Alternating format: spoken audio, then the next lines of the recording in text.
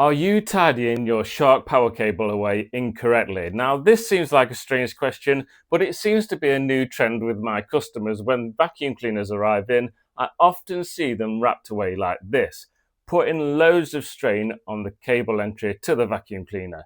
I'm going to show you the correct way how to do it, and also I've got another tip for you that will stop your vacuum cleaner cable from getting twisted. Firstly, let me show you the incorrect way of wrapping the cable. So the customer has gone down with their cable and then up and then wrapped it around the top, and that's how they've started the whole process. But that way puts loads of strain on this cable entry point here.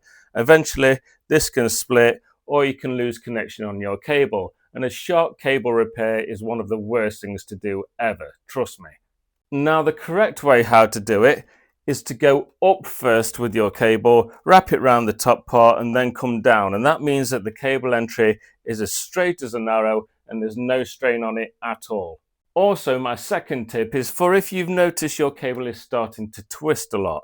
Now, the way to avoid this is to go up and then go clockwise, right? And then wrap your cable all the way around clockwise as normal. But the next time you wrap it away, go up and anti-clockwise. So each time you're doing it, you're wrapping the cable around the different direction to what you did before.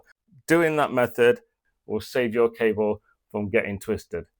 I hope you found this video helpful. This next one is if your cable is damaged or has actually failed. It's how to replace the cable on your shark vacuum cleaner.